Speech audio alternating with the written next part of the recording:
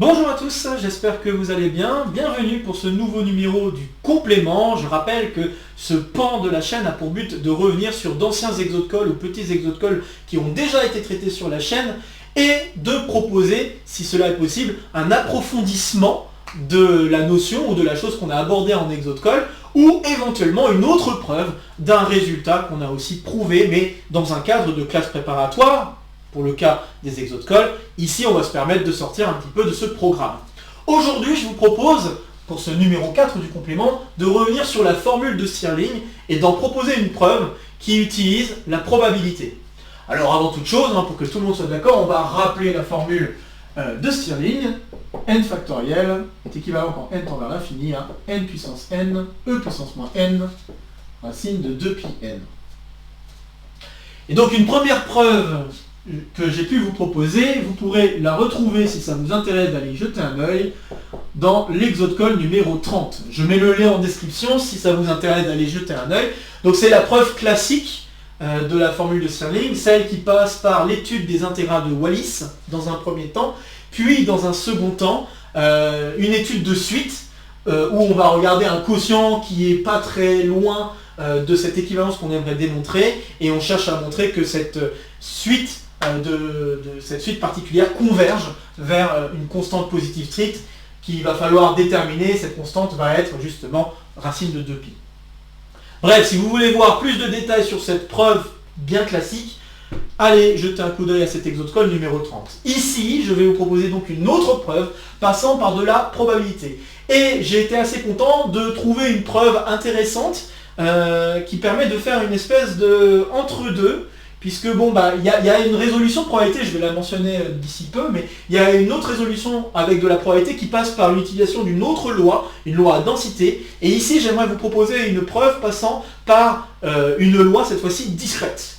Donc cela permettra éventuellement à des élèves de classe préparatoire aux grandes écoles de suivre un petit peu plus le raisonnement qui va être mené ici. Certes, il y a 2-3 outils qui vont apparaître, notamment l'utilisation du théorème central limite, qui est hors programme par rapport à la classe prépa, et un autre résultat qui est le théorème de Fubini-Tonelli, que je vais devoir utiliser à 2 reprises d'ailleurs. Et ça aussi, c'est plus vraiment au programme de classe préparatoire, puisque c'est les intégrales multiples, et les intégrales multiples, c'est plus en prépa. Donc voilà, il y a ces deux choses, ces deux outils qui ne sont pas vraiment dans le cadre de classe prépa, mais en dehors de ces outils, les élèves de classe prépa qui seraient intéressés par cette preuve pourront le suivre. Voilà. Mais à un moment donné, je ferai mention justement de cette petite différence. De toute façon, vous allez vous en rendre compte très vite, c'est pour ainsi dire le début de la preuve. Donc voilà. Donc je pense que j'ai dit suffisamment de choses, je vous ai un petit peu teasé ce qui va suivre, donc on va y aller. Et puis avant de vraiment aller au bout, je vais poser le setting. Donc histoire qu'on soit tous d'accord sur ce qui va se passer. Donc je vais considérer, et là je suis déjà en train de commencer la preuve, donc preuve. Et ce qu'on va faire, c'est qu'on va considérer une suite de variables. Donc alors il va falloir que je prenne un espace probabilisé, c'est quand même la moindre des choses. Donc je prends oméga A, P, un espace probabilisé.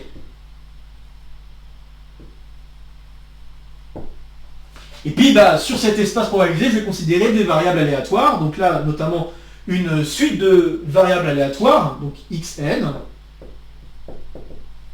suite de variables aléatoires, qui vont suivre tous la loi de Poisson, de paramètre 1. Donc ces variables vont être IID, comme on dit, donc ça veut dire qu'elles vont être indépendantes mutuellement. Donc c'est des variables qui vont être des variables aléatoires qui vont être indépendantes et sous-entendues mutuellement. Et identiquement distribuées, donc c'est l'occasion d'expliquer si certains ont du mal avec le IID. Donc indépendant et identiquement distribué, c'est ça qu'on abrège souvent IID. Et ça veut juste dire que c'est mutuellement indépendant et que toutes les variables suivent la même loi. Distribué. Deux lois, et c'est là la différence avec peut-être une preuve que vous pourriez connaître sur la probabilité. Ici, je vais considérer une loi de Poisson. de paramètre 1. Alors je fais tout de suite la parenthèse, puisque comme je l'avais dit, et je vous avais un peu teasé ça au tout début, il y a une différence par rapport à une preuve de probabilité que vous pourriez connaître. Il y a une preuve de probabilité, qui passe par la probabilité, qui utilise plutôt une suite de variables aléatoires qui suivent tous une loi exponentielle de paramètre 1. Et ça marche également, il va y avoir une question de convergence dominée qui va apparaître, et là aussi d'ailleurs il va y avoir une question de convergence dominée. La seule différence c'est que je vais avoir besoin d'un outil en moins par rapport à ce qu'on pourrait penser par rapport à la classe préparatoire en fait, je veux dire. Donc je vais avoir un outil en moins qui normalement est hors programme par rapport à la classe préparatoire, mais qui est au programme au-delà, c'est les probas à densité. C'est ça l'avantage. Sinon l'autre preuve, donc je le dis, je vais l'écrire rapidement, une autre preuve assez similaire à celle que je fais, à ce que je vais faire, existe en prenant comme loi la loi exponentielle, donc de paramètre 1. Donc la loi exponentielle, pour rappel très très rapide, c'est une fonction, c'est une loi à densité dont la fonction à densité va être la fonction qui vaut lambda fois exponentielle de moins lambda x, et ce dans les réels positifs, et sinon ça vaut 0. Donc c'est une fonction à densité qui est définie de cette manière-là, et ce qui est intéressant c'est que quand on va faire une somme de ces variables-là, on va obtenir une loi aussi assez classique, qui est la loi gamma, liée notamment à la fonction gamma. Donc cette autre preuve, elle est référencée, d'ailleurs, j'ai une référence à vous donner, c'est le bouquin de Garrett et Kurtzman. Si je me rappelle bien, c'est de l'intégration à la probabilité, pour le nom du bouquin, ou peut-être aux probabilités, attends, je vais vérifier, c'est aux probabilités. De l'intégration aux probabilités. Et voilà, si ça vous intéresse d'aller jeter un coup d'œil à cette autre preuve, pourquoi pas, vous pourrez le faire grâce à cette référence. Ici, je vais vous proposer une preuve qui sort un tout petit peu du commun et qui utilise cette fois-ci une loi discrète, qui va être une loi de Poisson, de paramètre 1. L'avantage des lois de Poisson, c'est qu'elles se comportent assez bien quand on fait des sommes. Donc là, notamment, ce que je vais vouloir regarder, je continue ici dans ma preuve, je vais poser Sn comme étant la somme des variables, donc x1, x2 jusqu'à xn. Et l'avantage, c'est que quand on fait une somme de variables aléatoires qui suit une loi de Poisson, et ces variables aléatoires sont toutes indépendantes mutuellement, eh bien on va obtenir une variable qui suit une loi de Poisson de paramètre ici n. Alors comment on peut le justifier ce truc-là? On peut le justifier en passant par la fonction génératrice. Je me permets de faire assez de détails pour que tout le monde puisse suivre. Donc comment on peut démontrer cette petite chose-là? Juste par les fonctions génératrices. En effet, si je regarde la fonction génératrice de Sn, alors je peux juste regarder les fonctions génératrices parce que j'ai affaire à des variables discrètes, donc des variables à valeur dans les entiers naturels. Donc je peux juste regarder les séries génératrices, et les séries génératrices caractérisent entièrement la loi. C'est ça l'avantage. Donc la série génératrice de Sn de t, ça peut s'écrire comme finalement, là je peux utiliser la formule, on va dire, assez compacte de ce qu'est le calcul de cette chose. En fait c'est la même chose que calculer l'espérance de t puissance Sn. D'accord? Donc c'est la même chose que calculer cette chose que je viens de vous proposer. Et là Sn c'est la somme des variables. D'accord, donc je peux réécrire, et là je suis en train de redémontrer un autre résultat peut-être assez connu en classe préparatoire. Donc j'ai ceci, et comme toutes les variables sont indépendantes, eh bien les t puissance variables sont aussi indépendantes mutuellement, et donc avoir un produit de deux variables indépendantes dans une espérance, ça donne le produit des espérances. Donc je peux réécrire ça comme finalement le produit pour i allant de 1 à n des espérances de t à la puissance xi. Donc finalement ce que je suis en train de redémontrer, c'est le fait d'avoir la fonction génératrice d'une somme de variables indépendantes, ça correspond au produit des fonctions génératrices. C'est ça que je suis en train de redémontrer rapidement. Donc Donc ça vient de l'indépendance mutuelle des variables. Et comme on a également le fait que toutes les variables suivent la même loi, et bien finalement, regardez gxi, c'est la même chose que regarder gx1. Donc, ça c'est la même chose que finalement gx1 de t à la puissance n. Maintenant la question c'est quoi la fonction génératrice d'une loi de Poisson? Bon là, je vous laisse vous amuser à refaire le calcul si vous voulez, mais la fonction génératrice d'une loi de Poisson, c'est censé être, donc si j'ai, juste pour rappeler, si j'ai y qui suit une loi de Poisson de paramètre lambda, la fonction génératrice, c'est égal à exponentielle de lambda fois x-1. Donc là, ici, je vais avoir exponentielle de x-1 parce que lambda égale 1, d'après ce que j'ai posé. Donc j'ai ça. Le tout à la puissance n. Ceci me donne bien exponentielle de n fois x-1. Et ça, ça correspond bien à une fonction génératrice pour une variable qui suit une loi de Poisson de paramètre n. Donc là, ce que je viens de faire, c'est que je viens de vous redémontrer pourquoi, en effet, une somme de ces variables-là, ça donne bien une loi de Poisson. Donc ici de paramètre n, donc c'est-à-dire la somme, en fait, finalement, des paramètres. Donc je vais poser Sn comme étant cette chose. Très bien. Alors il faut que je continue un petit peu à poser le contexte. Puisque bon, il y a d'autres petits trucs que je vais ajouter. Étant donné que je vais vouloir appliquer un gros résultat, je vous ai déjà spoilé, je vais vouloir appliquer le théorème central limite. Donc pour pouvoir appliquer le théorème central limite, il va falloir que je regarde en fait ce qu'on appelle la variable centrée réduite associée à Sn. Donc il faut que je centre et que je réduis Sn. Je vais noter Zn comme étant égal à Sn moins l'espérance de Sn sur la racine carrée de la variance de Sn. Et là, il faut se souvenir que quand on travaille avec une loi de Poisson, l'espérance, c'est tout simplement le paramètre, et la variance, c'est aussi tout simplement le paramètre. Donc là, ça simplifie énormément les choses. Sn moins n sur racine de n. Très bien. Alors maintenant, je vais vous donner le plan d'attaque que nous allons suivre pour la preuve. Premièrement, on va chercher à appliquer le théorème central limite. Pour commencer à dire une première chose intéressante et importante. La deuxième chose, on va chercher à montrer une convergence dominée. Donc on va chercher à montrer une convergence dominée entre des intégrales qui lient Zn et la variable qu'on va avoir qui va sortir du TCL. D'accord ? Donc juste je le dis rapidement ici en disant convergence dominée. Même si, bon, c'est pas encore très clair ce que je veux dire par là, mais ça le deviendra une fois que j'aurai appliqué le TCL. Donc je vais faire convergence dominée, et puis ensuite, on a deux autres temps où on va devoir faire des calculs. Donc en fait, des calculs d'intégrale, notamment. Donc ça c'est pour les deux derniers temps. Je ne vous dis pas encore ce que c'est, parce que j'aimerais d'abord parler du TCL. Une fois que j'aurai mis le TCL, je vais pouvoir éclaircir un peu plus les points suivants. Bien, alors maintenant que j'ai dit tout ça, le théorème central limite, qu'est-ce que c'est que cette chose?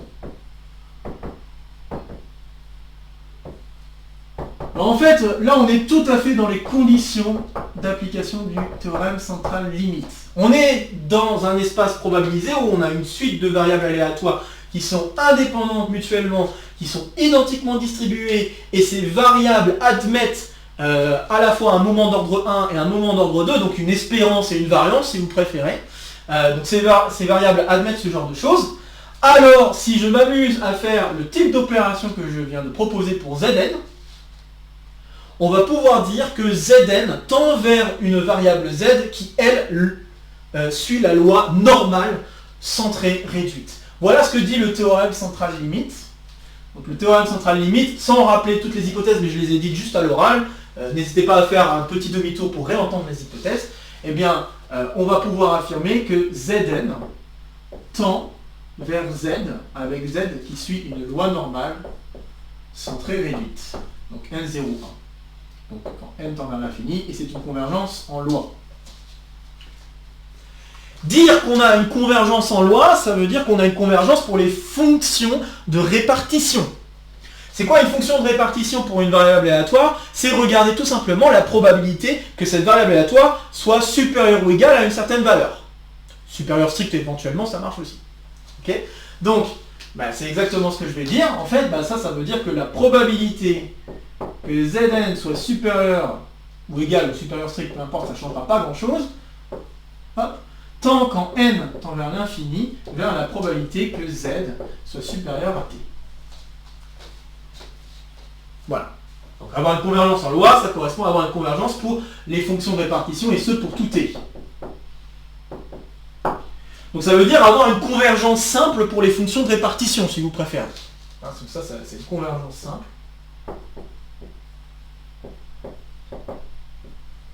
Pour les fonctions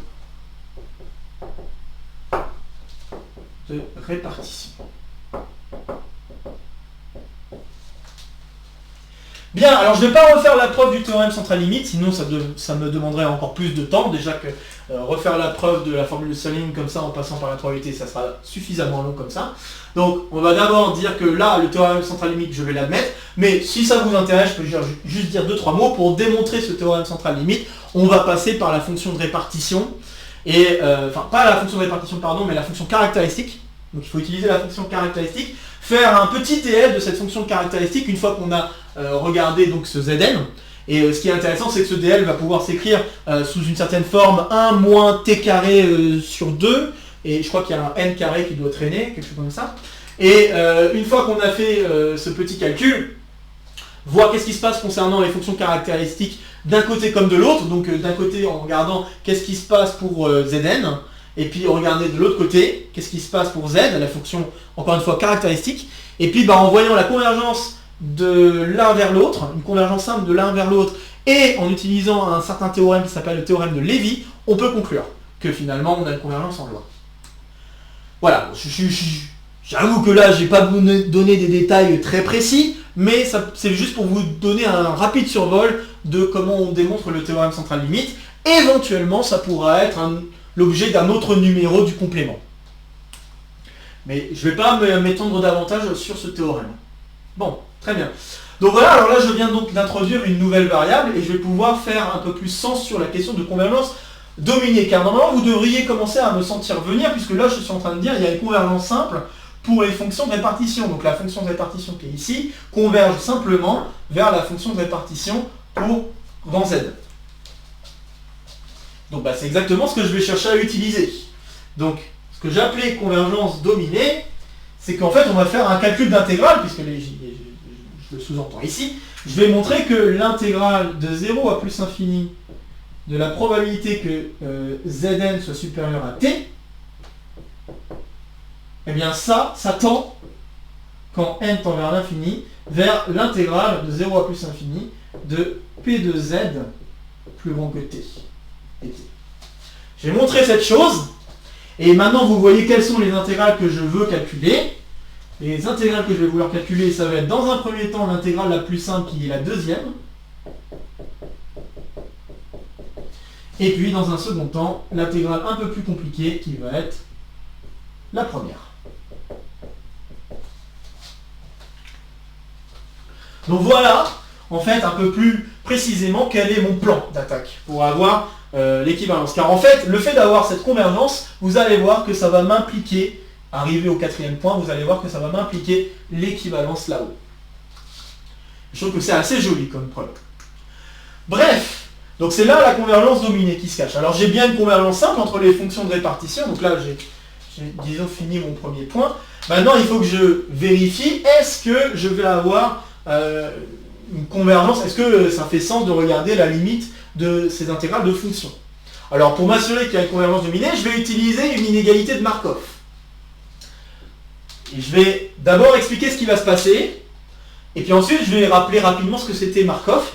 Donc ce que je vais faire, c'est la chose suivante. En fait, je sais que l'événement Zn plus grand que t est incluse dans l'événement Zn carré est plus grand que t carré.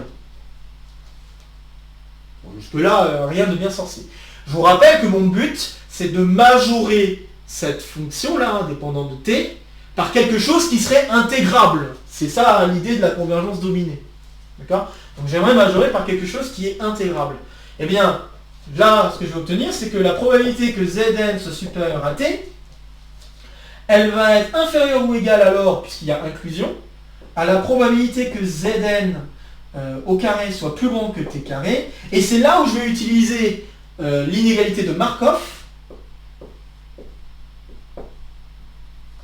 pour dire que ceci, eh bien, c'est inférieur ou égal à l'espérance de Zn carré sur t carré.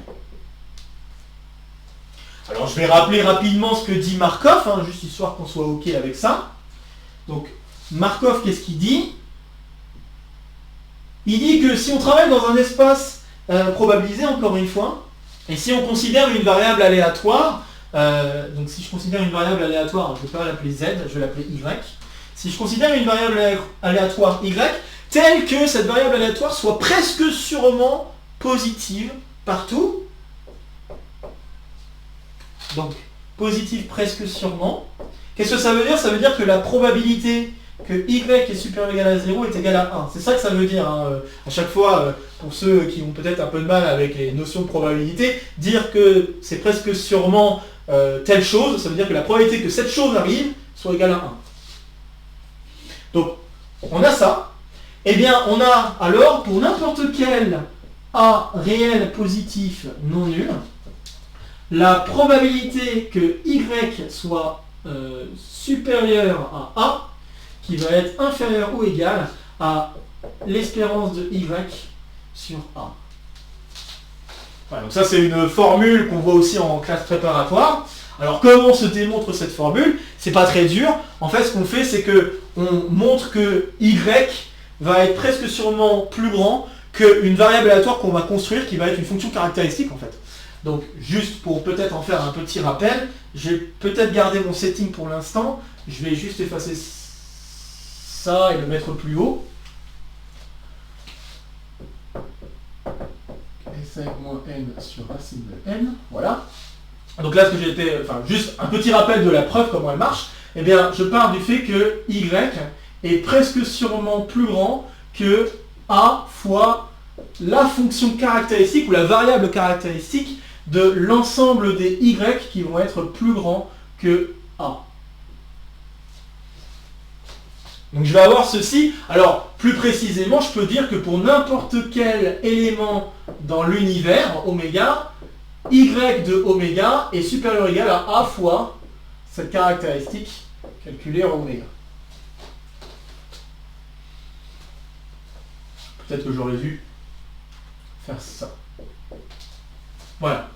Et donc, si je calcule maintenant l'espérance, hein, ce qui est bien avec l'espérance, c'est que quand on a une inégalité presque sûre, ou en tout cas une inégalité qui est vraie pour n'importe quel élément de l'univers, eh bien on va se retrouver avec finalement une inégalité en termes d'espérance. Donc l'inégalité est préservée quand je passe à l'espérance.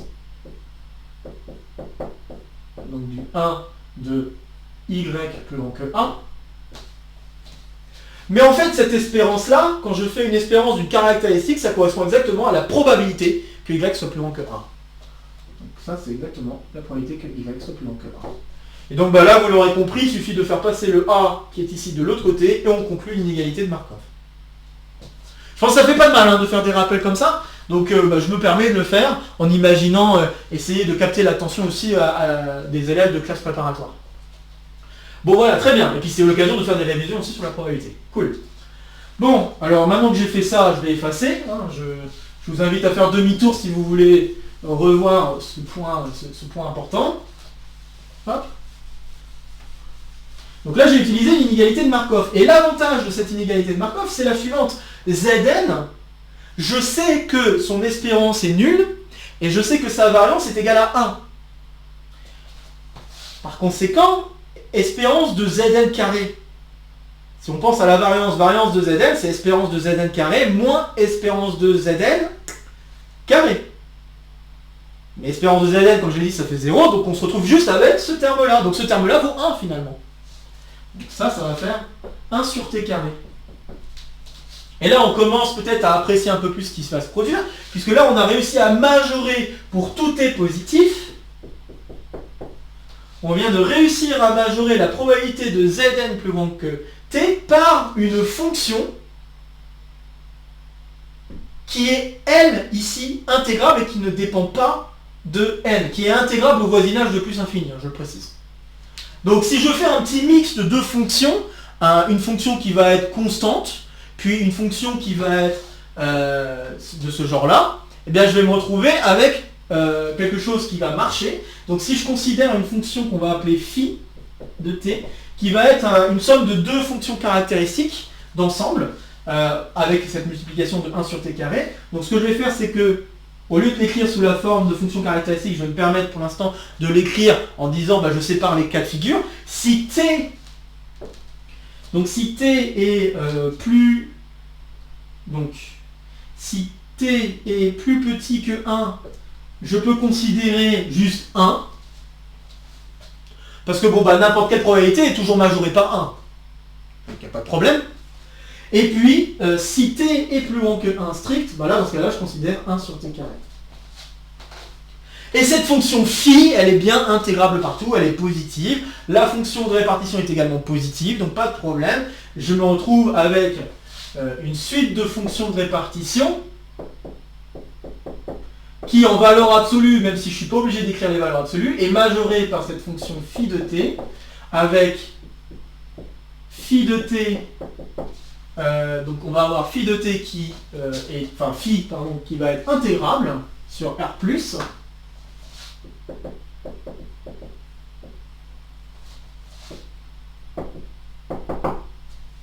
Donc on a ceci, on est content, et on sait que les f de Zn convergent vers f de z, donc on a ça, et on a que f Zn converge vers f z quand n tend vers l'infini. Et puis on a aussi l'intégrabilité, le fait d'avoir majoré comme ça me permet de confirmer qu'on a l'intégrabilité de la fonction fzn, parce que je peux complètement oublier les valeurs absolues, encore une fois je le répète, fzn c'est toujours positif puisque c'est une probabilité. D'accord ? Donc là, ça me permet de confirmer que la fonction fzn, la fonction de répartition, elle est bien intégrable, il n'y a aucun problème. Et puis en plus de ça, j'ai une convergence, donc en plus de ça, je peux dominer tout le monde par un élément qui est intégrable. Et j'ai une convergence simple de fonctions. Là, j'utilise la convergence dominée, maintenant vous comprenez peut-être un peu mieux le 2. Et d'après la convergence dominée, on a alors le résultat que je veux. Donc l'intégrale de 0 à plus infini de cette... il faudrait peut-être que je l'écrive ailleurs, je vais peut-être l'écrire... je vais essayer de garder quand même ça pour l'instant de côté, parce que ça sera utile. Donc là je suis déjà dans le deuxième point, bien sûr, j'ai oublié d'écrire le 2, mais on est déjà dans le deuxième point depuis ici. Donc on a ça, et là je disais, convergence dominée, ça me permet d'affirmer que l'intégrale de 0 à plus infini de p de Zn supérieur à t converge, donc quand n tend vers l'infini, vers l'intégrale de 0 à plus infini de p de z plus grand que t. Bon voilà, c'est super. Ok, alors je viens de faire donc 2 étapes. Maintenant, ce que j'affirme, c'est qu'en fait cette convergence nous donnera l'équivalence. Et pour que cela se produise, il va falloir calculer les deux intégrales. Donc on est parti maintenant pour calculer les deux intégrales. J'efface un peu plus pour avoir de la place.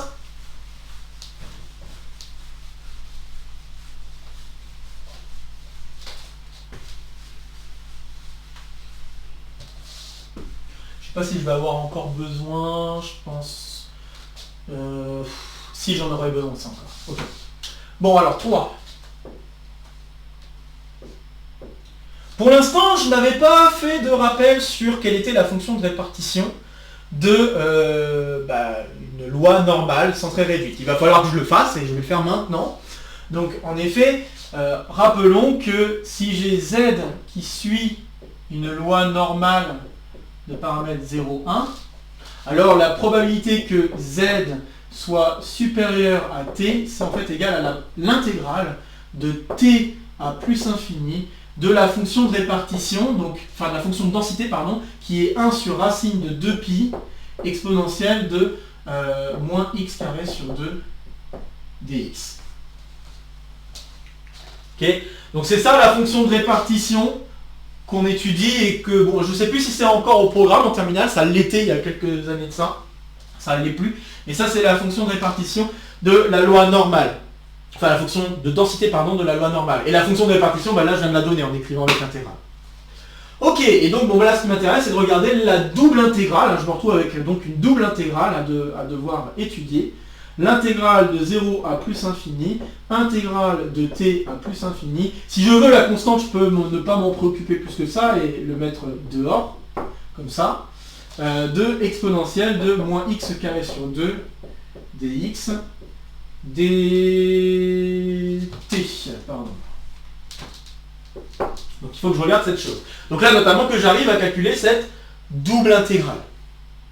Alors comment je peux calculer cette double intégrale? Et bien c'est là où je vais utiliser un truc hors programme. Déjà je suis dans un cas où on a double intégrale. Mais là je vais utiliser un truc hors programme qui est en fait la formule de Fubini-Tonelli qui va me permettre d'échanger le rôle des deux intégrales. Donc en fait échanger le rôle des deux variables. Donc en faisant l'échange des deux variables, donc là j'utilise Fubini-Tonelli. Alors pourquoi je précise Tonelli? Parce que bon, Fubini c'est censé être un théorème d'échange d'intégrale, mais je précise Tonelli parce que la fonction qui est ici en jeu, c'est une fonction qui est positive.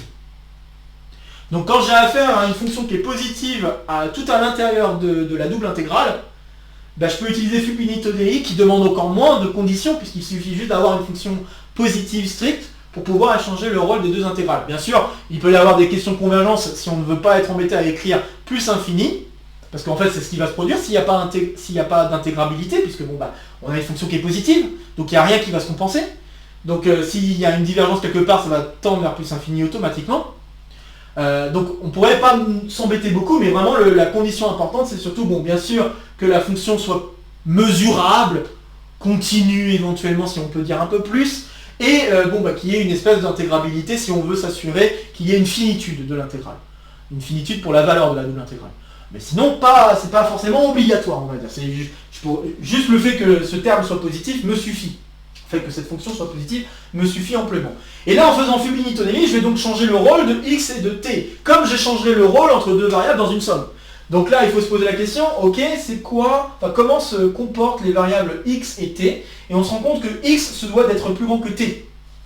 Donc on voit que x doit être plus grand que t, et doit être plus grand que 0. En voyant ceci, eh bien, quand je vais faire le changement de variable, je vais me retrouver avec donc, toujours cette constante, fois l'intégrale de 0 à 1 plus infini, cette fois-ci, c'est pour une intégrale sur x, et ensuite je vais faire une intégrale sur t, qui va devoir être entre 0 et x, donc du coup je fais 0x exponentielle moins x carré sur 2 dt dx. Et donc là j'ai bien échangé le rôle de x et de t. Donc ça c'est grâce à Fubini-Tonelli. Et puis maintenant que j'ai cette double intégrale, ben, je me rends compte que ça va être super simple à calculer, puisque là c'est une intégrale d'une constante par rapport à t. Je suis en train d'intégrer par rapport à t, hein. Donc c'est une intégrale d'une constante par rapport à t, donc j'ai juste à multiplier par la longueur de l'intégrale, enfin la longueur de l'intervalle, pardon, sur lequel j'intègre. Donc ça c'est égal à 1 sur racine de 2pi intégrale de 0 à plus infini de x exponentielle moins x carré sur 2 dx.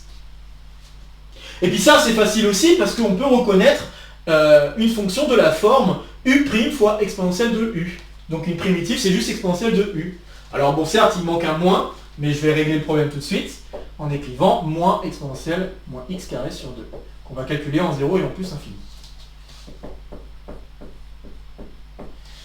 Donc si je regarde en plus infini, bah, ça tend vers 0, hein, sans problème. Et si on regarde en 0, ça donne 1. Et avec le moins qu'il y a devant à cause du calcul du crochet, on va avoir moins plus, donc ça va nous donner 1. Et donc en tout, on obtient 1 sur racine de 2pi. Voilà, je viens donc de conclure le calcul de cette intégrale-là, qui est 1 sur racine de 2pi. Il me reste maintenant à calculer cette deuxième intégrale.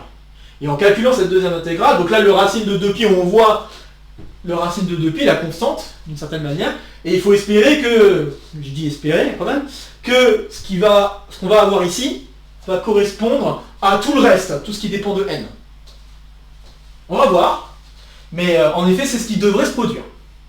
Bon, je vais effacer, encore une fois, pour me faire de la place. N'hésitez pas à faire demi-tour au besoin. Hop. Je trouve que c'est une très jolie preuve quand même, ce passage avec la probabilité. Mais à savoir que pour l'autre version, avec la loi de gamma, hein, je le répète, hein, c'est à peu près le même genre de raisonnement. C'est pas la même loi qu'on est en train d'étudier, c'est pas tout à fait les mêmes techniques, puisqu'on travaille avec des fonctions à densité, et puis bon, il y a aussi une question de convergence, mais il y a quand même toujours une question de convergence dominée, il y a toujours une question de calcul d'intégrale à faire, etc. Donc peu importe de toute façon la manière dont on s'y prend, que l'on utilise la loi de Poisson ou la loi de gamma, la technique est assez similaire. Donc voilà, ça peut être tout de même intéressant de voir cette autre manière de faire en utilisant cette loi de Poisson là, qui marche tout aussi bien finalement. Bien, alors je continue donc avec cette dernière partie qui va être un petit peu plus longue peut-être. On va voir ce que ça va donner. Donc je vais chercher à calculer cette intégrale. Je me lance, 0 à plus infini, probabilité que Zn est supérieur à t. Et à un moment donné, il va falloir que j'utilise le fait que j'ai une loi de Poisson.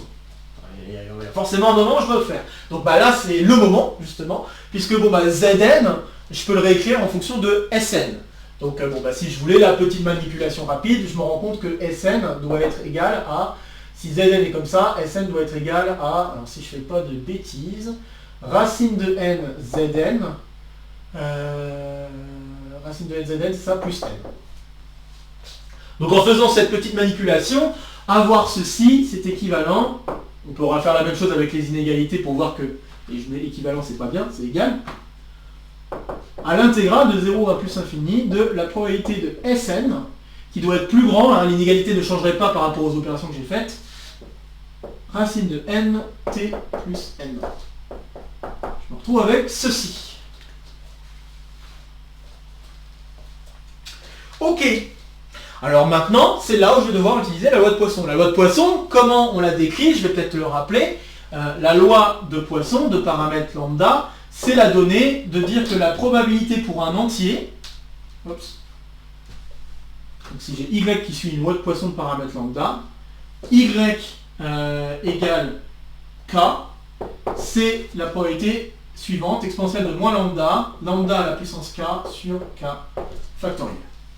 Voilà, ça c'est un truc en programme de classe préparatoire, donc normalement on devrait être un peu moins perdu, mais ça c'est la donnée d'une loi de Poisson, et cette probabilité est donnée pour tout k appartenant aux entiers naturels. Donc voilà, donc ça c'est la donnée qu'on a, et là ici on sait que Sn suit une loi de Poisson de paramètre n. Très bien, donc je vais effacer ce que je viens d'écrire, et je vais remplacer en disant ceci. Ceci est égal alors à l'intégrale de 0 à plus infini, somme pour k allant de 0 à l'infini, de la probabilité que Sn égale k, oui, mais je veux quand même que Sn soit plus grand que racine de nt plus n. Alors ce que je peux faire, c'est juste multiplier par une indicatrice, histoire de retenir que la valeur de k doit être plus grand que ce truc. Donc je vais mettre une indicatrice comme je l'ai fait la dernière fois, tout à l'heure avec la loi de l'inégalité de Markov. Je le fais ici, mais cette fois-ci je ne le vois pas comme une variable, je le vois comme une fonction caractéristique. Et ici la fonction caractéristique, c'est juste demander à ce que k soit plus grand que racine de n t plus n. Donc je vais avoir ceci.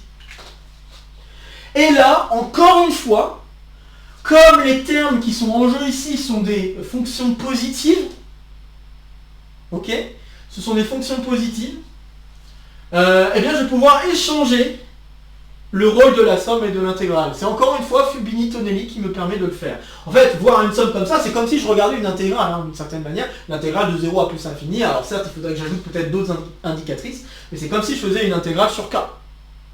Donc si on le voit comme ça, en fait, c'est encore une fois une application de Fubini-Tonelli avec des termes positifs. C'est pour ça que je précise Tonelli.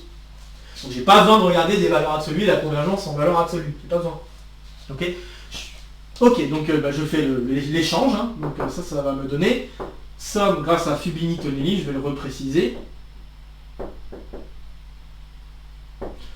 K allant de 0 à l'infini, intégrale de 0 à plus infini, donc en fait la probabilité que Sn égale K va pouvoir, alors je réfléchis, mais oui, la probabilité que Sn égale k va pouvoir sortir de l'intégrale, donc je vais le faire en même temps.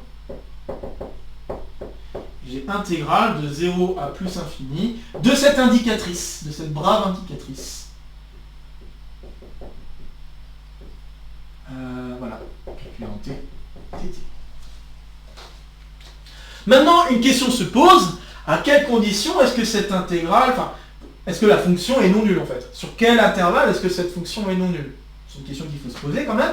Et pour répondre à cette question, c'est pas très dur. En fait, il suffit d'étudier un petit peu l'inégalité que j'ai écrite ici. Et ne pas oublier que t doit être positif.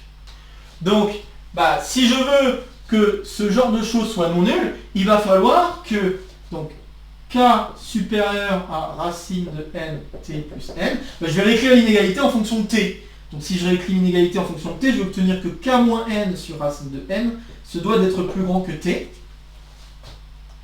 Et j'oublie pas que t doit être positif. Donc à quelles conditions est-ce qu'on a la possibilité d'avoir une valeur réelle t qui est comprise entre les deux? À condition que k soit plus grand que n. Parce que si k est plus petit que n, on voit tout de suite que c'est négatif. Et il faut que ce soit plus grand que n strictement même, parce qu'on a des inégalités strictes. Donc ceci est possible si, et c'est si, si et seulement si, k est plus grand strict à n. Maintenant que j'ai repéré ça, je vais me permettre d'effacer, et en fait écrire l'intégrale autrement, parce qu'en fait t doit être compris entre 0 et cette borne supérieure ici, donc en fait l'intégrale qui va vers plus infini, elle va faussement vers plus infini en fait, elle va jusqu'à cette valeur-là. Donc je vais me retrouver avec somme pour k allant de 0 à l'infini. Bon, les probabilités, je vais tout de suite les remplacer. J'oublie pas que Sn est de paramètre n, donc je vais avoir exponentielle de moins n puissance k sur k factoriel. Le tout fois l'intégrale de 0 à, alors j'avais écrit k moins n sur racine de n, fois 1 dt. Bon, là c'est facile, c'est la longueur de l'intervalle, donc bon, ça va tout seul, et ça va nous donner donc k moins n sur racine de n. Et puis on va mettre en facteur ce qu'on peut mettre en facteur, simplifier un petit peu ce qu'on peut simplifier. Donc je vais mettre exponentielle de moins n en facteur, je vais mettre racine de n en facteur, et dans la somme, je vais faire exprès de développer le k moins n. En développant le k moins n, on va se retrouver avec, donc la somme elle va plus à 0 d'ailleurs, elle va à partir de n plus 1. Pas que j'oublie. Donc elle va à partir de n plus 1 parce que je l'ai dit il y a quelques instants, je l'ai dit que pour que t subsiste entre cette valeur et cette valeur, il faut que k soit plus grand strict à n, pour que cette intégrale soit non nulle. Donc c'est pour ça que la somme peut commencer à n plus 1. Bien, maintenant que j'ai rattrapé l'erreur, ou en tout cas la chose que je n'avais pas modifiée, hop, donc je fais ça, puis je vais simplifier un tout petit peu ce qui se passe ici. Donc comme j'ai dit, le k moins n, je vais multiplier avec mon n puissance k sur k factoriel. Donc k fois ce truc-là, je vais obtenir n puissance k sur k moins 1 factoriel, moins, et là si je multiplie par n, j'obtiens n puissance k plus 1, je vais réécrire là, j'obtiens n à la puissance k plus 1 sur k factoriel. Et là j'ai fait exprès de l'écrire comme ça, car là, vous devriez reconnaître une somme télescopique. Alors là c'est une série certes, mais c'est une somme télescopique. Et donc comme on a une somme télescopique qui convergeait, ça va de soi, eh bien on va se retrouver finalement avec le premier terme de la somme. Le premier terme c'est pour k égale n plus 1, et ça va être cette chose-là. Donc par télescopage, on obtient exponentielle de moins n sur racine de n, le tout fois n puissance n plus 1 sur n factoriel, puisque c'est n plus 1 moins 1. Bien, qu'est-ce qu'on a alors réussi à démontrer? Maintenant je fais la conclusion. Conclusion de tout ça. Je vais mettre au milieu. Conclusion de tout ça, on vient donc de démontrer que exponentielle de moins n puissance n plus 1 divisé par racine de n, c'est la même chose que ça fois racine de n, divisé par n factoriel. On vient de montrer que ça tend, grâce à la convergence dominée de la question 2, vers 1 sur racine de pi, chose qu'on avait obtenue à la question 3. À la partie 3, c'est ça. Et bah, si je change un tout petit peu tout ce que j'ai écrit, bah, je pense que vous aurez compris que j'arrive assez facilement à obtenir ce résultat-là. Il faut mettre le n factoriel de ce côté-là, le racine de 2pi de ce côté-là, changer la limite ici par une équivalence, chose qu'on peut faire parce que le terme ici est non nul, et positif, qui plus est d'ailleurs, mais surtout non nul. Donc en changeant par une équivalence et en échangeant le rôle des termes, on se retrouve bien avec racine de 2pi fois racine de n, n puissance n exponentielle moins n, qui est équivalent à n factoriel. Et voilà, ceci conclut donc la preuve de la formule de Stirling en passant par la probabilité. Donc comme je l'ai dit, c'est pas le seul moyen de faire cette preuve, on aurait pu utiliser des variables aléatoires qui suivent une loi exponentielle, et dans ce cas-là se retrouver avec une variable qui suit une loi gamma, donc liée à la fonction gamma, comme je l'ai dit. Je vous invite encore une fois à aller jeter un coup d'œil à la référence de Gazette, je dis pas de bêtises, Gazette et Kurtzman de l'intégration aux probabilités. Je vais mettre le nom de la référence en description si ça vous intéresse d'aller jeter un œil, mais essentiellement, la preuve que vous allez pouvoir voir dans cet autre bouquin serait assez proche, en tout cas le mécanisme est assez proche de celui que je viens d'utiliser. L'avantage ici, c'est que j'ai travaillé avec une loi de Poisson, donc une loi avec des variables discrètes, et donc j'ai trouvé ça plus intéressant, notamment pour essayer d'accrocher les élèves en classe préparatoire par rapport à cette preuve, pour dire, voilà, il y a, mis à part le théorème central limite, et cette question de Fubini, qui est quand même pas si simple, il faut un peu comprendre ce qui se passe, puisque le truc essentiel là pour Fubini-Tonelli, même si ça peut paraître un peu étrange, hein, là le truc essentiel c'est vraiment que tous les termes sont positifs. Hein. Toutes les fonctions qui étaient en jeu quand j'ai appliqué à chaque fois Fubini-Tonelli étaient positifs. Donc dans ce cas-là, qu'il y ait convergence ou divergence, j'ai le droit d'échanger les deux intégrales. Je n'aurais pas le droit de le faire, évidemment, si j'avais pas le fait que les fonctions ou les termes de mes sommes là soient positives. Si j'avais pas ça, j'aurais pas pu. Mais c'est vraiment grâce au fait que les termes sont positifs que je peux vraiment me permettre de tout faire. Donc ça vraiment ça nous sauve beaucoup Fubini-Tonelli dans cette affaire pour les calculs, donc on s'en prive pas quoi, on s'en prive pas. Mais voilà, ce que je voulais dire c'est que vraiment le mécanisme de la preuve est très très très similaire si vous regardez la preuve que vous verrez, que vous pouvez voir sur le bouquin de Gazette et Kurtzman.